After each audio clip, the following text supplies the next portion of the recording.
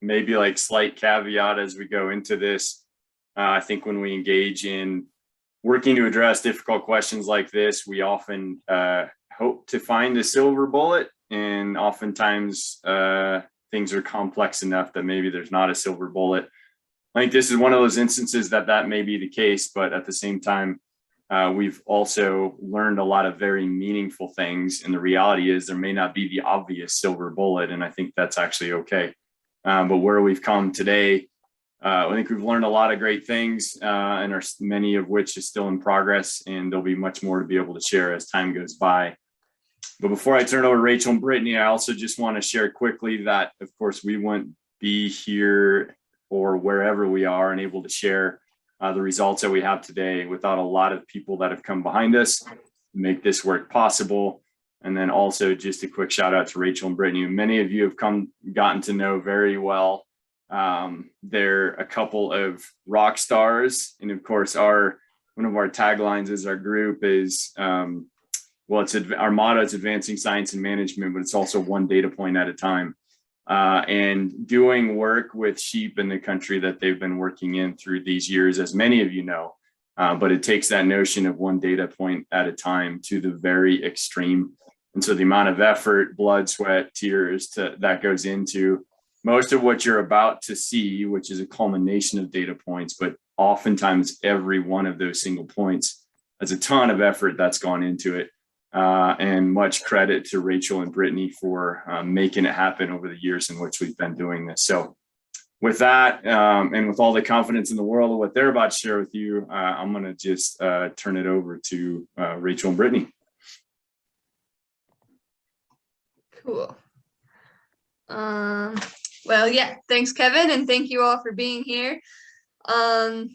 Yeah, a lot of what I'm going to start with might be repetitive for some of you, but I think it might be new for some of you. So just to make sure we cover all of our bases, we'll kind of start back from the beginning of the whole project. So as you all know, there's many different things that are affecting population dynamics of any species at one given time. So a good wet spring leads to a lot of green up, which is really good for animals and is a positive impact on their population dynamics. Predation sometimes has a large effect, as well as population density, hunter harvest, and disease. And the relative weight of each of these things is constantly shifting, but they're all really coming together to influence population dynamics. And disease, especially in bighorn sheep, can sometimes take a pretty strong role in the outcome of a herd. And yeah, especially in Wyoming, we have a lot of different herds of bighorn sheep in Wyoming, and a lot of them carry at least some of the 5 main pathogens that we think are associated with pneumonia in bighorn sheep. Specifically 3 herds, the Cody, Jackson, and DuBois herds. They all have relatively similar prevalences of these 5 pathogens, however, are experiencing vastly different population dynamics. So as you all know, the Whiskey herd had an outbreak in the late 90s and has had horrible lamb recruitment pretty much since then, whereas the Jackson herd is doing really well and above population objectives set by the state, and has overcome and recovered from 2 pneumonia die-offs in the 2000s. So really these differences that we see in these herds is what led us to start this project that has the overarching question of how do environmental factors influence the susceptibility of bighorn sheep to disease? And to answer this question, we started this project in 2015, focusing on the Cody, Jackson, and DuBois herds, and we kind of have a longitudinal monitoring approach that's individual based. So we're capturing the same individuals 2 times at 2 important times throughout the year. So the first one being in December, which is after summer, so they should be in the best condition that they'll be in all year. So we capture them then to look at their pathogen presence, their baseline immune function, their nutritional condition, so how fat they are at that time, and then their reproductive status, so are they lactating or not. And then we let them go through the winter. And then we capture them again in March where they should be at their skinniest, and we measure all of those things again so we can see how that's changed over the winter.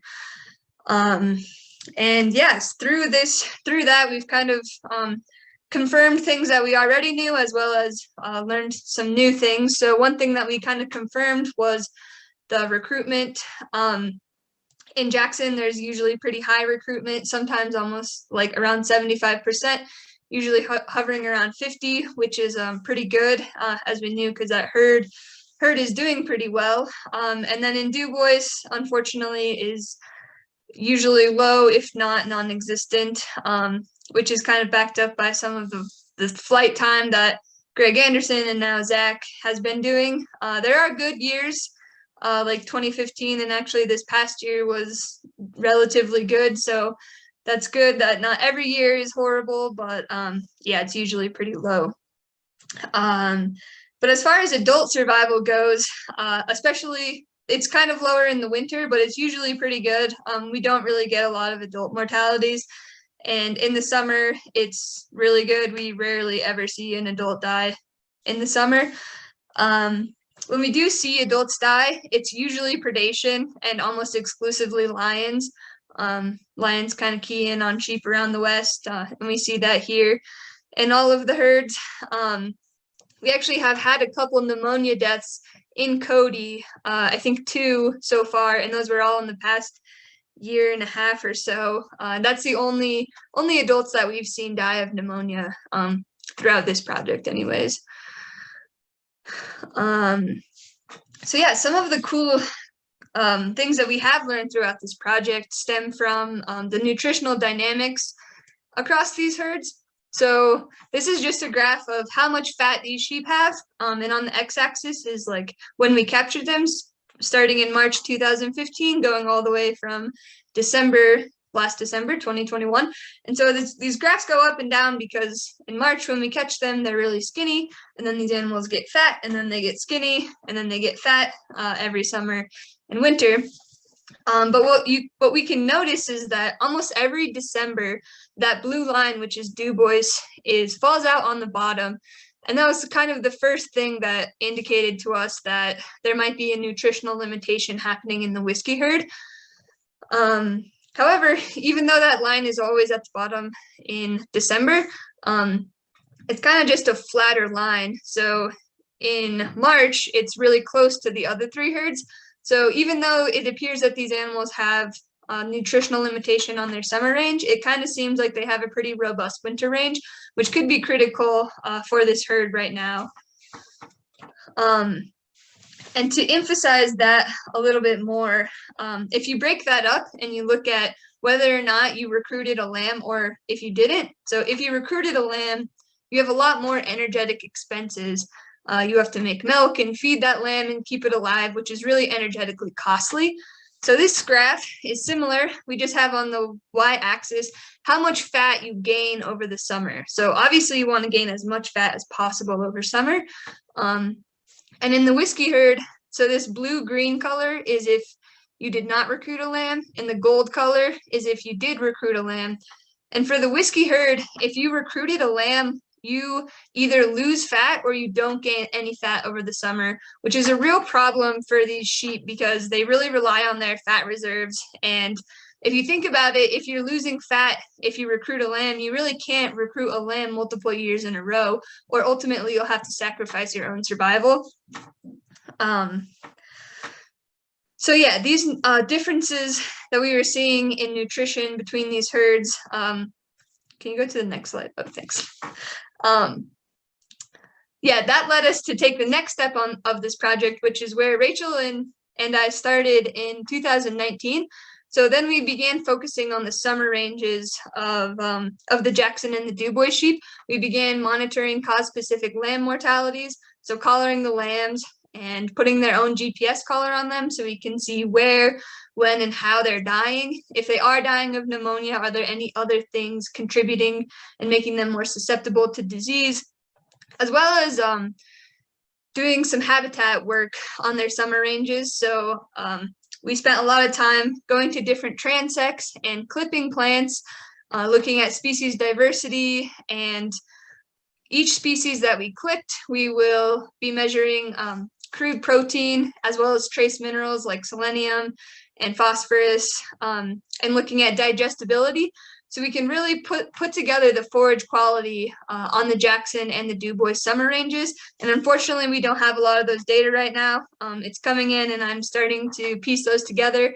And I hope to have a lot more of that in the coming months. But right now we're kind of just left with lots of Excel files. But kind of anecdotally, it does seem like the Jackson herd kind of has a more robust summer range. It just from being out there kind of seems like they have more wiggle room. There's more plants and the plants are just bigger that are there. Whereas the whiskey side of things, they might just have less wiggle room because of how much more rocky and little tiny alpine plants there are. So more information coming regarding the habitat stuff. And as far as the lamb survival work that we've been doing, we have seen some interesting trends emerge. So we've been capturing the lambs since 2019, 2020, and 2021. And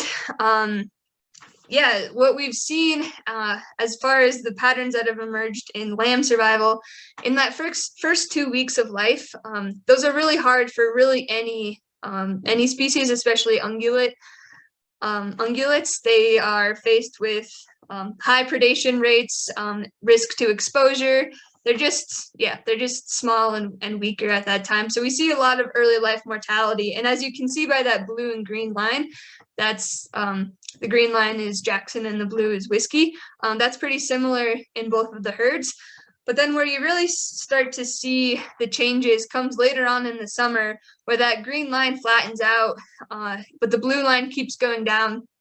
And that's caused by a lot more later life mortalities in the summer, primarily caused by pneumonia. We do see some later in life predations or accidents, like animals getting their hooves stuck in a crack, but most of that mortality is due to pneumonia.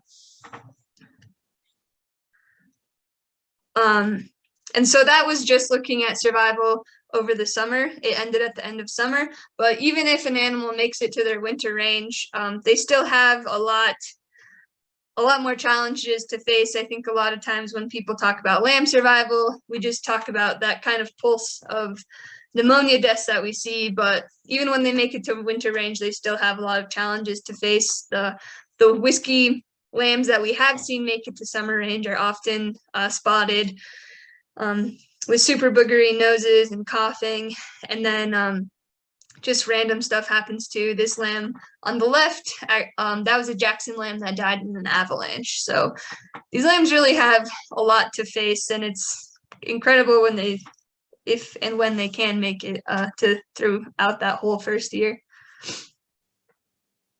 This is just further breaking down the causes of mortality that we've seen.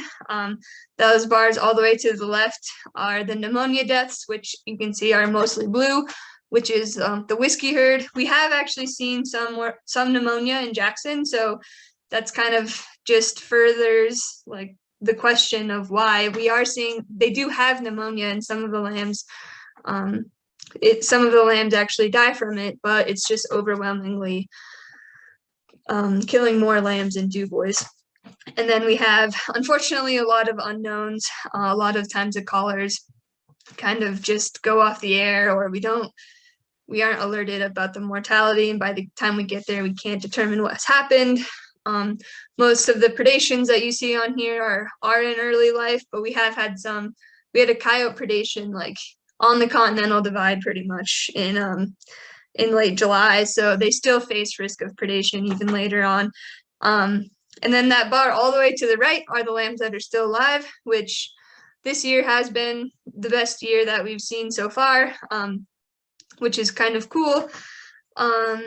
Most of the lambs that we collared this year in Jackson are still alive. We were actually able to capture them again and put adult collars on them so we can start and learn more from them, like how they're making early life decisions and where they're going to go, if they're going to go to their mom's home range or not. And there's 2 lambs left alive in Du Bois, which is very exciting. So yeah, hopefully those will make it into summer. And on that positive note, I'll hand it over to Rachel.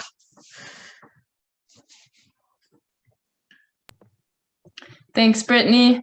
I'm going to talk about pathogens now, so a little bit less of a positive note, but we are learning some really interesting things, not just about which pathogens are in these herds, but some underlying effects that might be kind of unexpected, some negative effects that the pathogens are having on these herds besides just causing disease.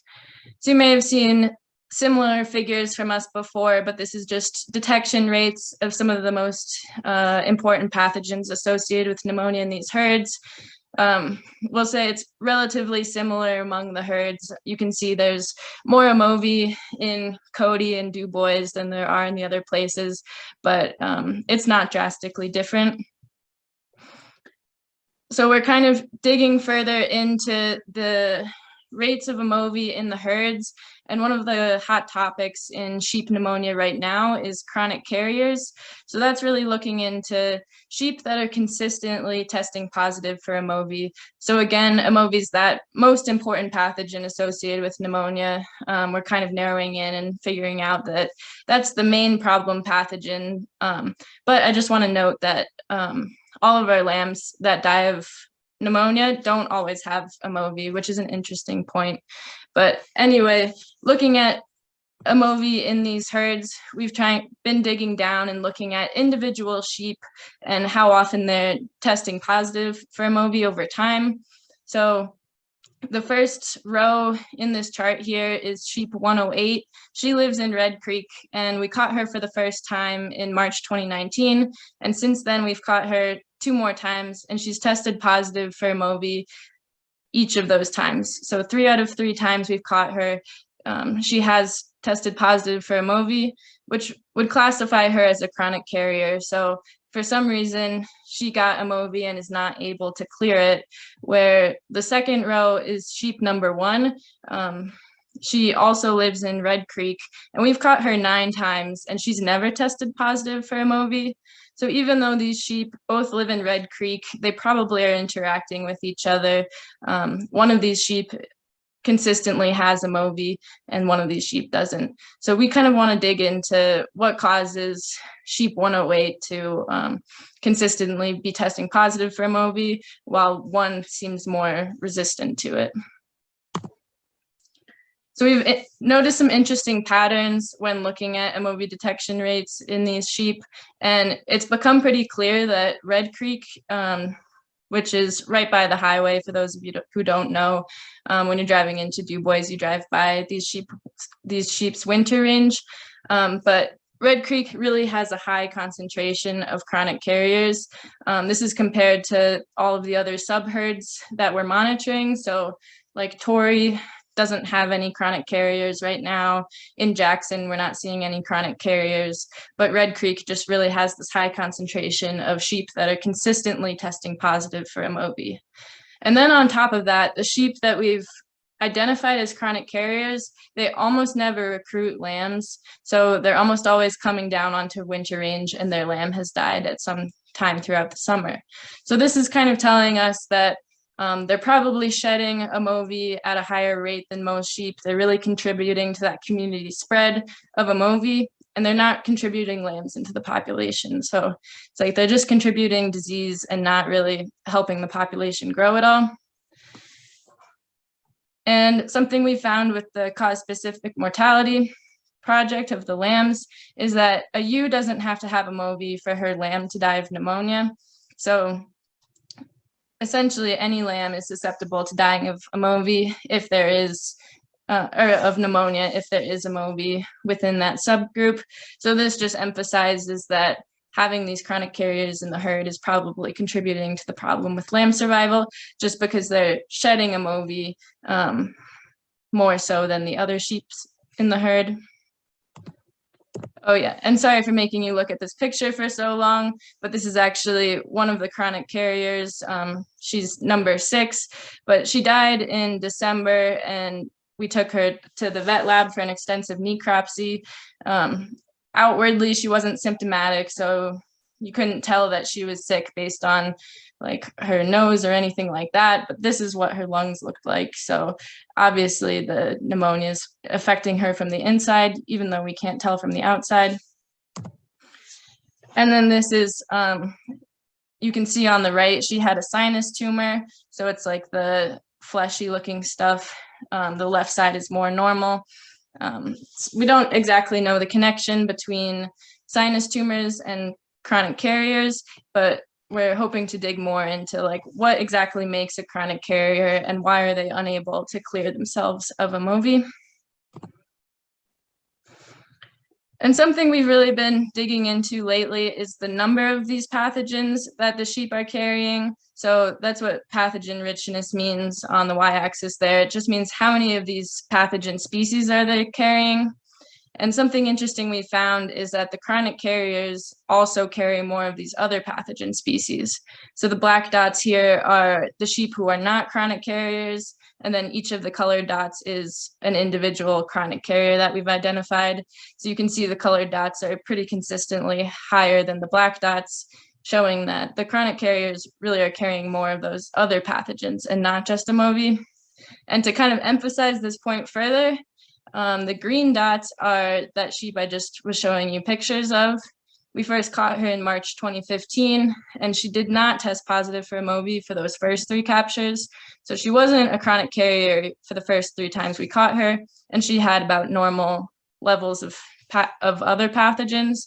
But then she tested positive for a MOVI here in March 2016, and that's when she started carrying more of those other pathogens. So it looks like being a chronic carrier makes you susceptible to carrying more of those other pathogens associated with pneumonia. And then taking a step away from the chronic carriers and just looking at sheep that test positive for MOVI or not at each capture, we're consistently seeing that sheep that have a MOVI are carrying more of those other pathogens. So even if you're just testing positive one time, you probably are carrying more of those other pathogens too. And so that really matters, the number of pathogens that you're carrying, because we're seeing that the more pathogens that you're carrying, the less fat you have. So carrying more of these pathogens actually does come at a nutritional cost. And a MOVI probably contributes to the number of pathogens you're carrying. So when we're talking about the sheep in DuBois, the whiskey herd, when we're talking about an already nutritionally stressed population, probably these pathogens are contributing to that nutritional stress or making it even worse. So we're continuing to dig into this and analyze this, but it's likely that carrying these pathogens and having this nutritional stress is transferred to the lambs. So these ewes just might not have enough energy to invest into their lambs to successfully raise them. So in discussing the next steps of this project, I think Daryl and Pat Nilika are going to provide some more context. So we're going to let them go ahead, and then we'll take some questions after they explain a little more context for this. We'll just give a quick thanks to all of our funders. And Daryl, you can take it away. Yeah, thank you, Rachel. So many of you are probably aware that across the West throughout Bighorn sheep range, populations are suffering from much the same pneumonia. Okay, let me try again. Sorry about that.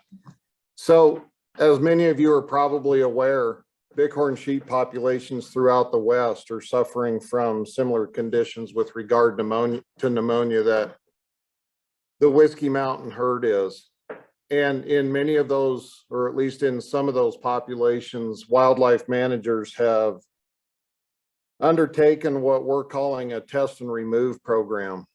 And for example, in Idaho, 2 herds in British Columbia and a herd in South Dakota, they have met with quite a bit of success with regard to decreasing the prevalence of MOVI and increasing lamb survival.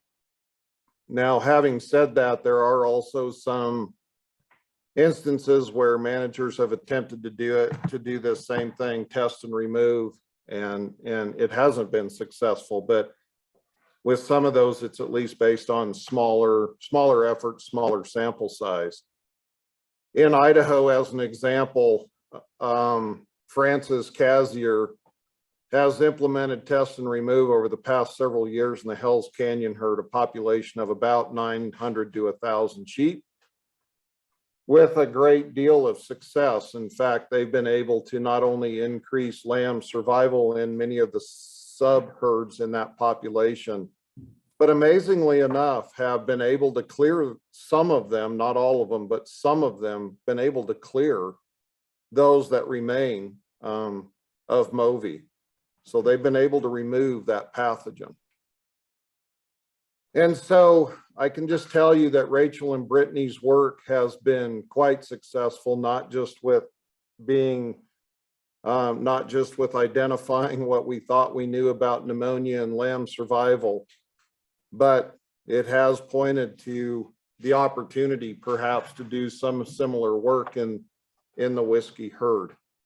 So maybe it's not a silver bullet, maybe it is, we don't know yet, but it's a management lever that has made itself apparent as a result of Rachel and Brittany's work. And I'm going to turn it over to Pat now and let him know how we're going to pull on that management lever over the next few years. Pat? Thank you, Daryl. I'm going to go ahead and try and share my screen here. So if you'll bear with me for a moment.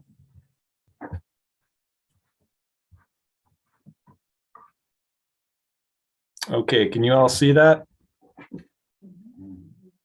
Okay, I'm Patrick Nelica. For those that don't know me, I work with the U.S. Fish and Wildlife Service out of Lander, and our office assists the two tribes on the Wind River Reservation with all things fish and wildlife. And of course, bighorn sheep are a large component of that. I've been involved with the whiskey herd in some capacity for about the last 25 years or so. And as I mentioned today, I'm involved because of working on the reservation. So to build on everything that's been said so far, we are looking at doing a removal of 4 sheep, actually 3 now. The target was 4 from the Red Creek subherd. And just to get everybody oriented, for those that aren't familiar with it, here's the reservation boundary right here. DuBois, of course, is up this direction. Little Red Creek and Red Creek are located right here. Sacagawea Ridge and Arrow Mountain. These are the main wintering areas for the Red Creek subherd. And you can see the summer range that they utilize. These are GPS points from collared sheep, obviously. They head up towards Downs Mountain, Downs Lake, above Klondike Lake, and then down towards Gannett Peak as well. So just to familiarize everyone here. So this decision to do a removal, obviously we didn't come to this in a cavalier manner. When you're talking about removing individual sheep, killing sheep to benefit the whole, you know, that's a pretty weighty thing. And so there has been extensive dialogue amongst those of us on the call here, but as well as others, including Hank Edwards from the Wildlife Health Lab with Game and Fish, Samantha Allen, a veterinarian with Wyoming Game and Fish, Jen Malmberg, who's a pathologist at the State Vet Lab, as well as others within various organizations within Game and Fish, as well as Art Lawson with Tribal Fish and Game Department. And so there's been a lot of thought, a lot of discourse, and also I can say personally angst on my part, and I'm sure others felt it too, again, because of what we're talking about doing is a pretty aggressive management tool. But we feel like we're at the point where this herd is, you know, we need to take some measures like this to make a difference. And so with that said, also I'd mentioned we have brought this forward to the Intertribal Council because these sheep are on tribal lands, that we obviously need to get the approval of the Intertribal Council. And that is comprised of individuals that are elected officials that make decisions for the tribe. And so they're supportive of it. We brought it forward to them. last September, and they see the situation and they're supportive of this moving forward. So what I'm going to show you here is basically a recap of everything that we've just talked about. So I won't spend a lot of time on it. Starting from the obvious, we all know the herd has declined substantially since the pneumonia die-off in 1991, probably a fifth of what it was. The Red Creek subherd, 20 years ago, we would count maybe 130 sheep in there. Now we're seeing roughly 40. So again, large decline. And Rachel and Brittany, and as Daryl said, all the great work that those two have done, and Kevin has greatly informed our decision to do this. And as we've heard, very poor lamb survival. At least half of the lambs dying from pneumonia, and they're acquiring their these bacterial pathogens from their mothers. Brittany mentioned the issue with nutritionally deficient forage on their bighorn sheep's summer range. And so that's an issue as well. And that poor nutritional state, no doubt, adds to the susceptibility of disease and poor lamb survival. But again, pneumonia seems to be the overarching issue with our lambs. And so we need to try to address that. Of those 14 ewes that are collared in the Red Creek area, the 4 that we are targeting, as Rachel mentioned, one of those ewes died in December of 2021 and was necropsied, and you saw the images that she showed. I wasn't planning on showing those images because of after dinner visuals may not have been too appropriate, but I'm glad she did. And so you could see that ewe that was a target for removal because she's a chronic carrier of MOV was in really tough shape from a disease standpoint. And so that gives us confidence to move forward with these other 3 ewes that are also consistently testing for this MOV. As Rachel mentioned, that ewe did have a sinus tumor, and sinus tumors, there's evidence that they harbor chronic infection. That ewe also had heavy growth of other bacterial pathogens cultured from her lungs and her nasal passages. And so we suspect that these other 3 ewes are going to show similar things. Rachel did mention that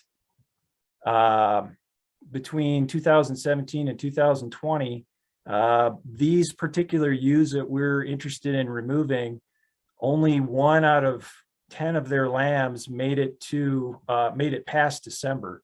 And so these ewes are not significantly contributing to the population because their lambs just aren't making it. And if I remember correctly, and I'll defer to the rest of the team to correct me if I'm wrong, but I believe that 1 lamb that did survive was from from one of these ewes that to that point had not tested positive for MOV. So that 1 lamb, again, came from a mother that didn't have MOV, but then subsequently developed MOV. And then, of course, we've had very few lambs survive. So with that all said, we feel that certainly removing these chronic carriers will reduce the overall level of pathogens within the subcreek or within the Red Creek subherd, simply because these are fairly diseased ewes. Whether that has a benefit, an immediate benefit with lamb survival, it may and it may not. We just don't really know. As Daryl said, there's been some really good successes in other places, but each place is unique. So we're hopeful that it does. And lamb recruitment, other than this past year and in 2015, those were kind of exceptional years, but it had been consistently pretty poor. And so, we just about can only go up in terms of lamb recruitment. So there's not much more we can go down. So by removing these ewes, we feel that we're hopeful that will make a difference, but we certainly can't guarantee that. All of these ewes will be necropsied at the lab, just like number 6 was, to investigate their disease status and get a better picture of what's inside their bodies to help inform our future decisions. So this is a first step in this test and removal by targeting these 3 remaining ewes, and we'll hopefully learn from this as much as we can, and that will help inform what our next step will be, if that is to continue with this effort or not. And so again, we're just taking this one step at a time. So with that said, that's all I had, and I'd be happy to answer any questions, or anyone certainly direct your questions to anyone here on the panel. So with that, I'll stop. Thank you. Question from the audience. Steve Kilpatrick, when will this occur?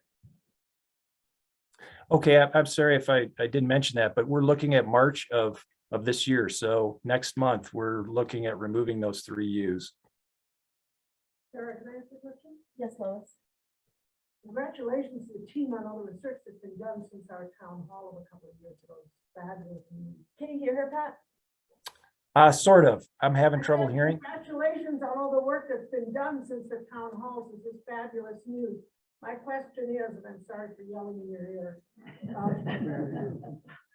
What do we know about persistence of the pathogen in the environment over the winter?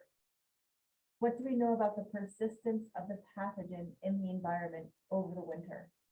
Persistence of the pathogens over the winter. I'm going to go ahead and defer to either Rachel, Brittany, or Kevin to address that.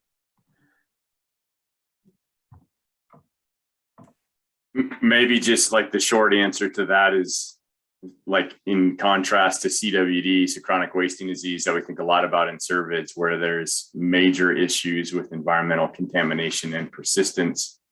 We have the fortunate scenario in this regard that it's way less of an issue, and it's certainly not something that's going to persist in an environment over a winter, for example. So that, hence the logic associated with the potential for these carrier ewes to be the ones that are basically carrying it and continuing to maintain it within the populations. And I think that's why, unlike CWD, for example, or other things, it's been one of the reasons that it's been more effective, because it's primarily the animals that are harboring it and maintaining it in the populations over time, as opposed to the environment. And I think, if you don't mind, it's important to point out, at least in the experiences in other states and provinces, that it's actually a very, very small proportion of the population that has been removed based on, whether they test or don't test positive for MOVI. For example, in the Fraser River, just most recently in British Columbia, in one subherd, they only removed 2 animals. And so we're hopeful that's the same here. It may not be, but at least in other populations, the need to remove animals has been relatively low. 2 or 3 animals in a subherd. This may have been covered, but this OB, it's a bacteria, correct? Yes. Okay, have they ever captured any sheep and treated them with medication? Have you ever captured any sheep and treated them with medication?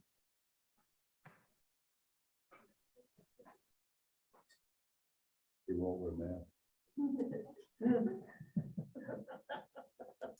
you get that, Daryl? Daryl? Yeah, so I think I heard the question, because it's a bacteria, have we ever tried to treat them with an antibiotic? And I'm racking my brain here. I wish Greg Anderson were with us tonight, because he would know off the top of his head. But I know that in the past we have tried some inoculations, but I think it was for parasites, in particular lungworms. So I don't know the answer to that question. I don't know. Mm-hmm. But if they're going to capture these 3 sheep, is there a way that they could try to inoculate them and see what happens while they're alive? Question from the audience is, could you try inoculation versus having to remove the sheep and mean, in captivity. I mean, so that they're not spreading it. further. When they're captured, could When we they're send them to captured. Seville? Once they're captured, could you send them to Seville?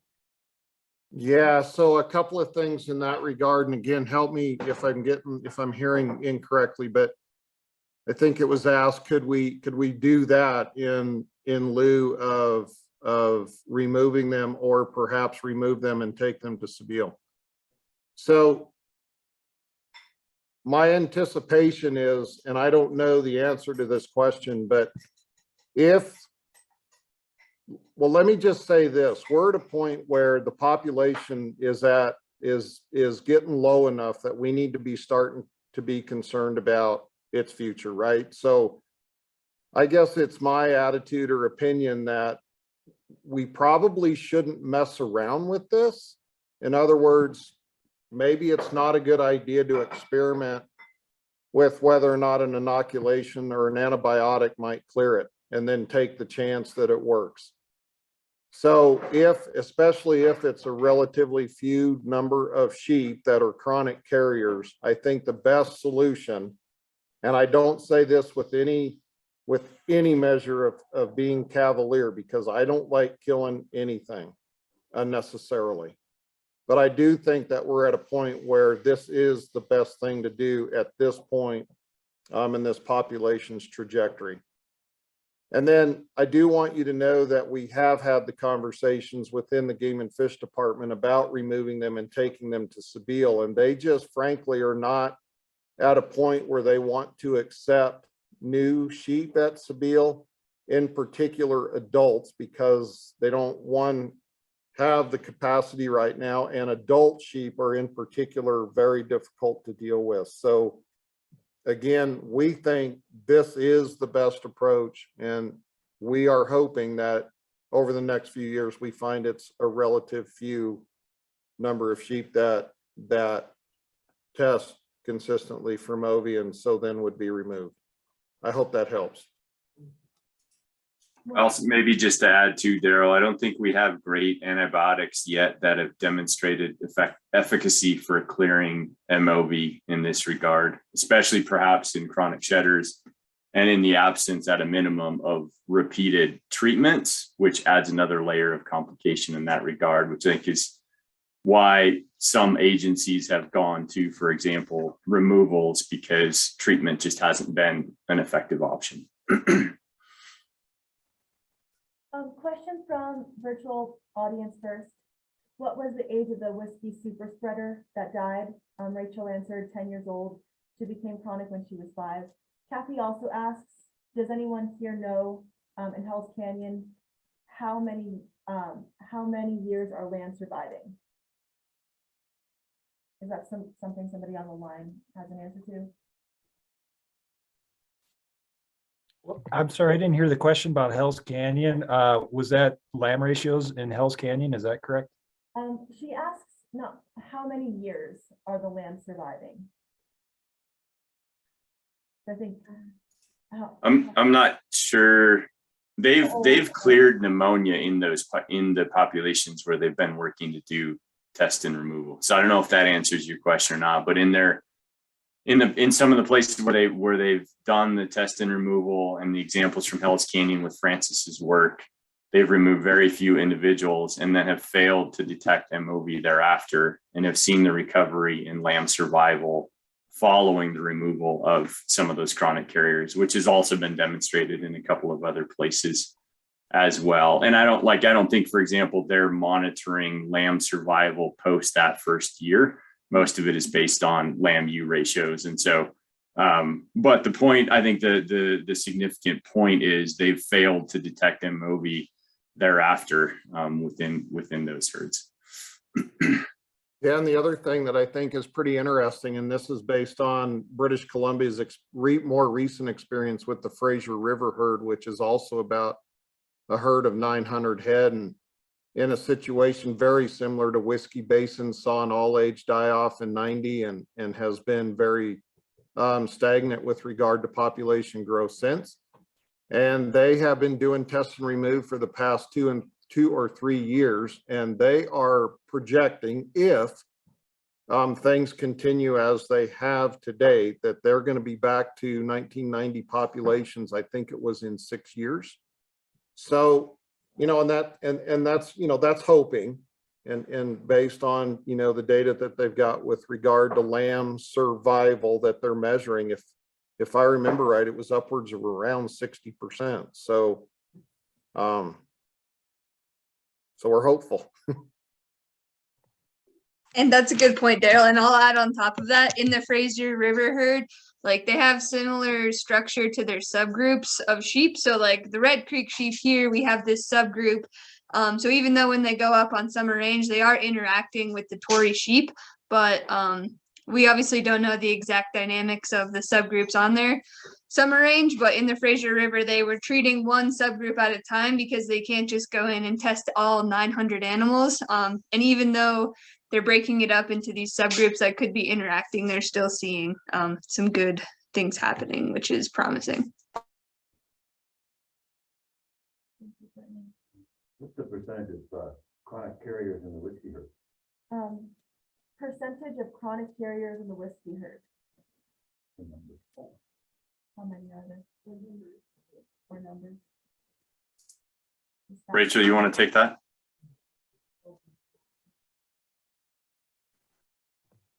Yeah, I was trying to do some quick mental math that I can't do, but it was 4 out of 14 in Red Creek are chronic carriers, and then none out of probably 10 in Tory are chronic carriers. So 4 out of 24, if someone can do that for me.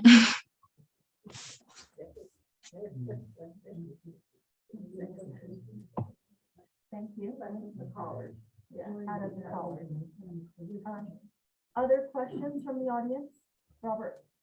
Yeah, I lived up in Trail Lake for 4 years, about 20 years ago, and did quite a study of the geology in that area. Is it possible that the fertility or nutritional value of the soils on those granitic and sandstone substrates is simply too poor to support a large sheep herd?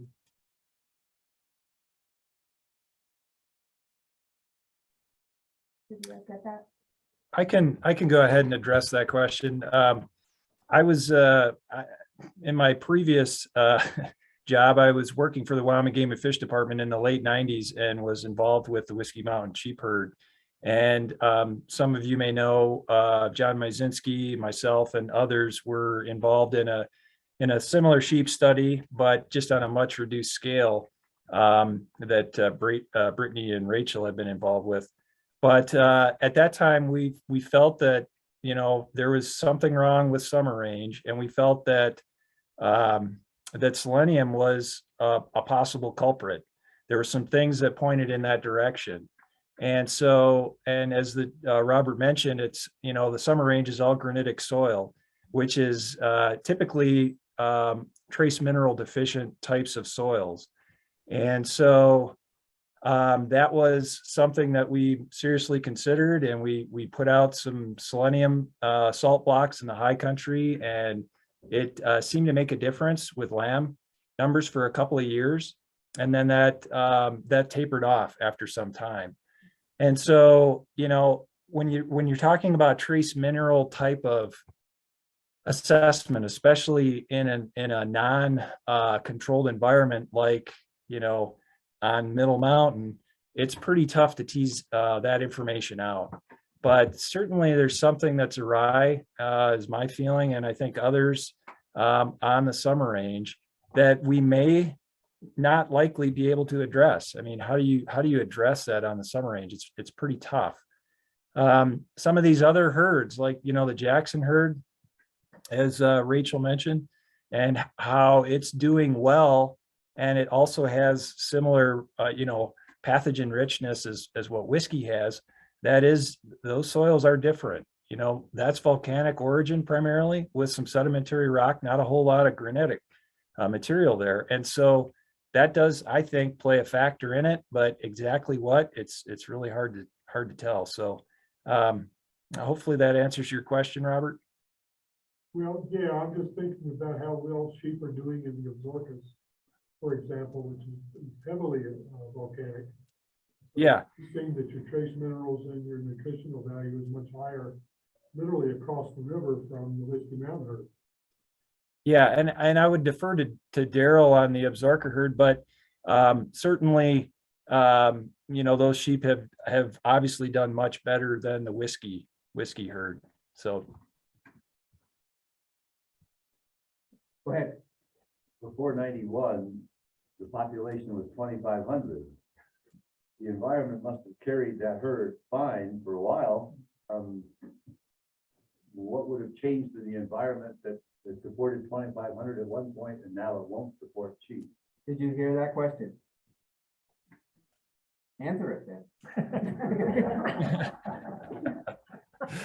yeah, that would be great to know. Again, I don't mean to hog the conversation here, but that was what we had looked at in the late 90s study, and we thought that there was potentially some air pollution type of issue going on. There's a lot of research that's been done in alpine environments with nitrogen deposition coming from long distance sources that affects trace minerals that plants are able to pick up and so on. So there's a lot of, again, it's really tough to tease that stuff out, but it's possible that something like that has affected summer range in the winds. And there's evidence that nitrogen deposition, and there's certainly other pollutants that could be causing an issue. But again, if you're not in a controlled environment, it's really tough to sort that stuff out. All right. Question. I'd just like to add to the vaccine question, because that always pops up, and a little more information, I guess, for those people that are wondering about vaccines. In the livestock world, there are billions of dollars, and in the human world, billions and billions of dollars to deal with vaccines and to invent them, to deal with our pathogens and our livestock pathogens. In the wildlife field, there's a very limited amount of money to deal with such pathogens, and these MOV and these particular pathogens are not affecting any livestock critters per se. So there's limited resources there.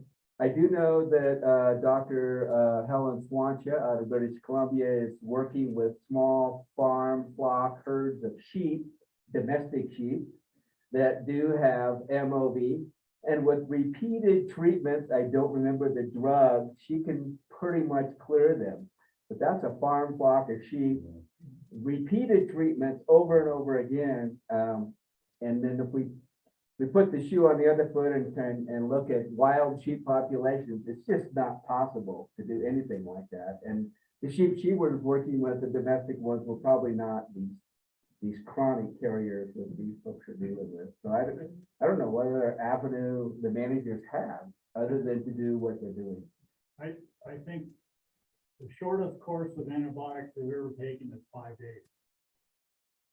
It was like 3 weeks, and we administered it 3 times a day for 5 days or something to the old record. Right, but I mean, You can't in do the that. wild, it's pretty tough to. Yeah, I wasn't saying to do it in the wild, I was thinking of video. Right.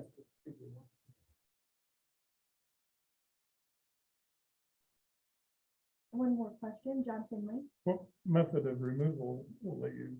Did you guys get that? What method of removal will you use?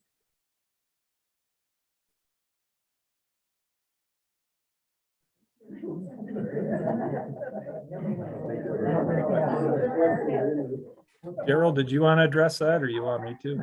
Yeah, go ahead, Pat. I mean, at the end of the day, those remaining 3 ewes will be helicopter captured and euthanized once they're ferried back to the ground crew. So.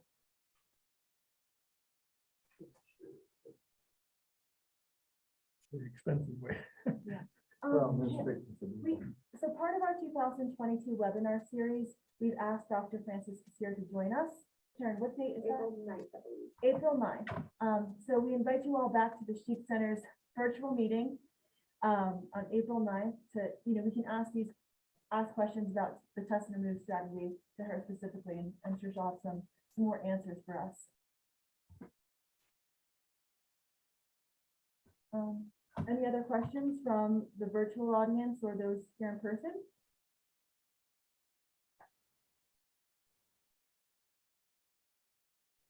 No, nothing here. I don't see anything online. Well, thank you very much.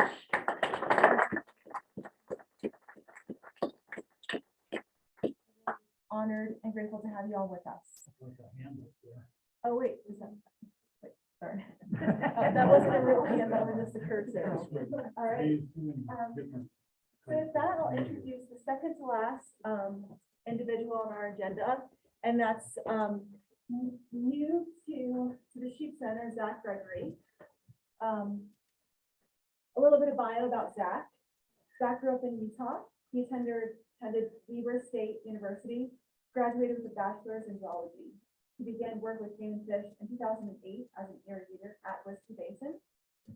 He continued seasonal work with Game Fish throughout the state, and most recently in the large carnivore section for the last 4 years. Zach has a wife and 2 children, and he looks forward to working with you all in his voice. Welcome, Zach. Thank you, Sarah. Yeah, I'm pretty excited to be here in Du Bois, and I think I've already heard from several folks in the community. They're excited to have biology station here, and yeah, I'm pretty excited too. My presentation doesn't quite have as much pizzazz, so sorry, but it's good stuff. So these are action items from our plan that we gathered and put together after our series of public meetings. So I'm gonna go through. There was almost 60 items, and so I just highlighted some that may be, I don't know, of interest to folks, and we'll just kind of go through them. And so on the left here is the task, and then the agency that's responsible, the implementation time, and then the progress that we have, and then some comments. So first one, the blue ones are what we're gonna kind of just talk to real quick. Evaluate the test and removal. We just had a long conversation about that, and it is planned for 2022 in the Red Creek suburb. Capturing and transferring to Seville, that was discussed, as Daryl said, and just Seville doesn't have the personnel or the facilities at this time. So the sinus tumors are a big mystery still, and a lot of folks think that is a sign of a carrier, but being able to detect those in the field is very difficult. However, there's work being done to try to figure that out. Essentially, until you cut into their nasal cavity, you can't tell. So down here, evaluate the need to remove mountain goats. We currently do that every year. We get a Chapter 56 permit, which gives us authorization to remove wildlife. So we renew that every year. So if a mountain goat does show up anywhere south of the highway, we can remove it. And it's ongoing, in progress annually. We do that, and with even with domestic goats. And I think that's in here somewhere. The Forest Service has a lot of, not a lot, but they do have restrictions on pack goats. Yeah. So next slide. So the top one, I think it says attempt to collect more genetic samples. That's currently being conducted, and specifically on the west side with UW and Kevin and Rachel and Brittany.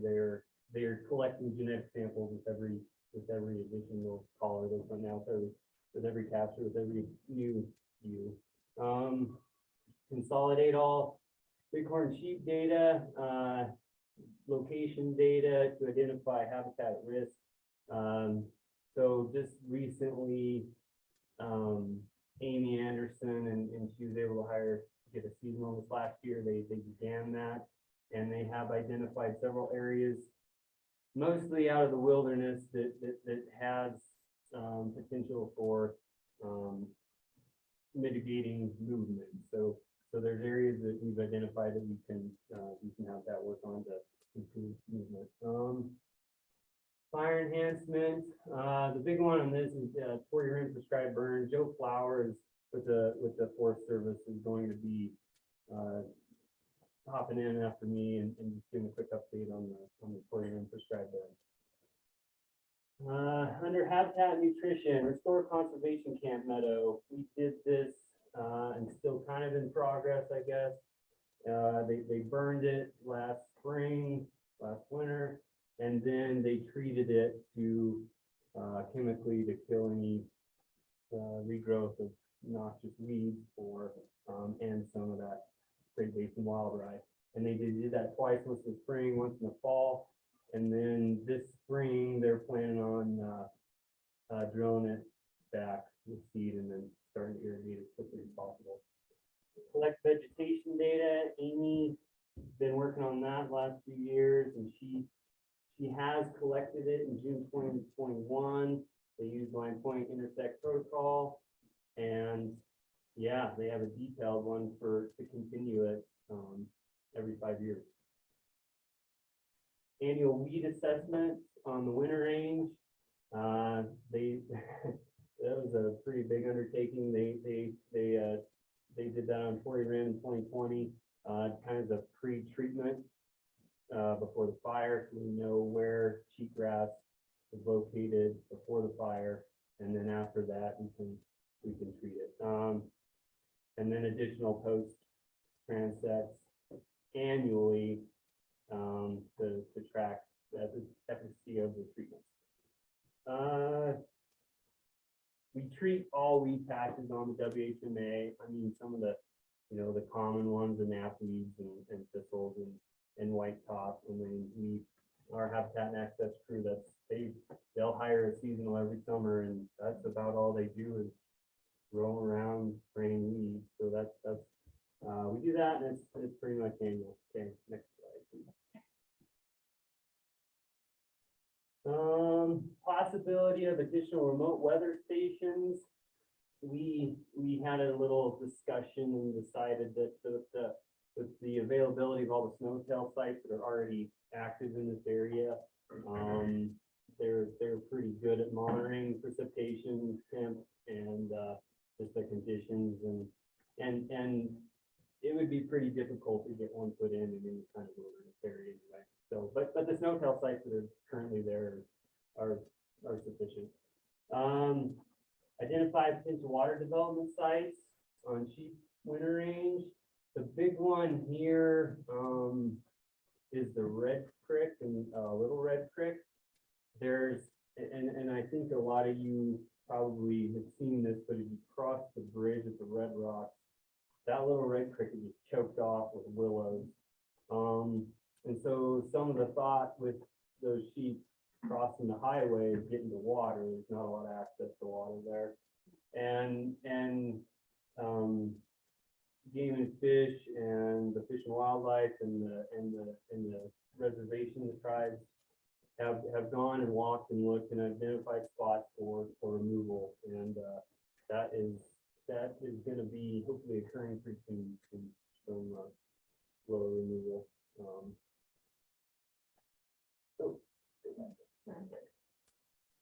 Predatory animals. Increased wolf monitoring on Whiskey Mountain. So in 2018, we added, I don't even remember, 3 or 4 additional GPS collars to the packs, both on Whiskey and Windy and to the south, like south of Bob Lake, south of Bull Lake Creek. That was kind of historically Arrow Mountain, but they moved south on the reservation. So anyway, we added additional GPS collars there. And to analyze the movement to bighorn sheep in relation to wolves.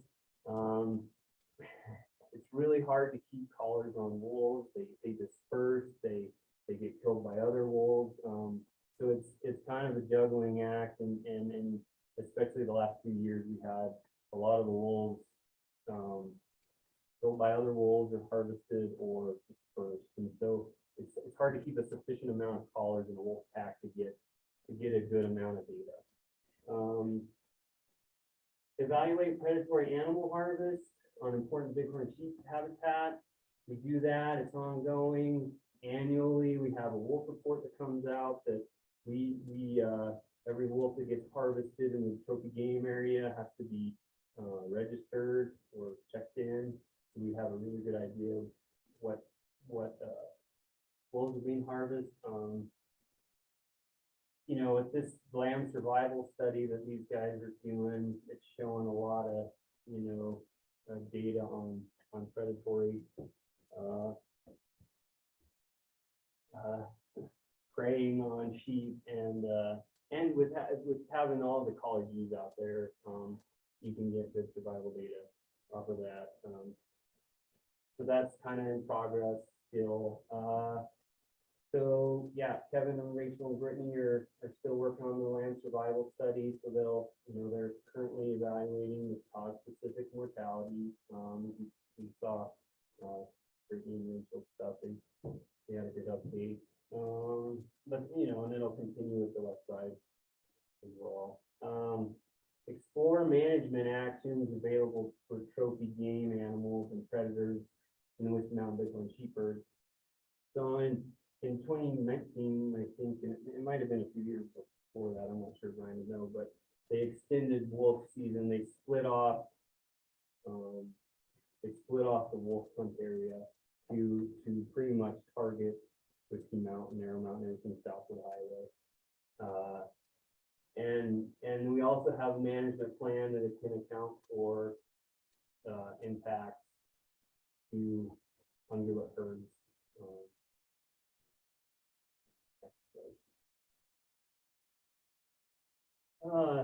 Evaluate targeted lethal removal of coyotes. Greg kind of he felt that it was unnecessary and was unable to obtain funding, and I'm pretty sure they've done this in the past. Is that correct, Brian? They've done a lot of coyote removal, and based on the land survival stuff, I don't think coyotes had a huge impact on land. Install signage stressing the importance of keeping dogs under control on the winter range. 2020, we did that. We installed signs. I don't know if anybody noticed them or not, but they're there. Coordinate with the Bighorn Sheep Center, develop educational materials. Ongoing, in progress. WAFLA has a lot of materials that we need to look into that may already be existing, and just need to explore that a little more. Evaluate bighorn sheep population objective following the land survival study. This herd is up for audit next year, so we will be discussing if we need to change, if we feel like we should change the objective. Possibility of drones. So they did with the sheep at Seville, they had a drone. We have a drone committee in the Game Fish, and they've been exploring the possibility of using drones to count, classify, in the damage situation. And unfortunately, sheep are not comfortable with drones or anything in the air. And also in this country, you have to have, with the rules of flying a drone, you have to have a line of sight, and then it may get a little iffy if going into wilderness areas. As much as, after I did a sheep flight last week, and as choppy as it was up there, I'd be all for some kind of drone. It was fun, but I also thought we landed. Okay, research, assist researchers in developing a project to collect demographic distribution and body condition data. Ongoing, in progress. They're continuing on the west side. Good stuff. Evaluate implementing process for the public to report clinically ill sheep. As Rachel and Brittany alluded to, it's very difficult to identify a chronically ill sheep that could be shedding the pathogen. The one that was that died during captures, yeah, I mean, it was in poor condition, but looking at it on the outside, it's pretty difficult. So that one, yeah, but it's still, I mean, there's still people looking into it, maybe if they have a way to detect the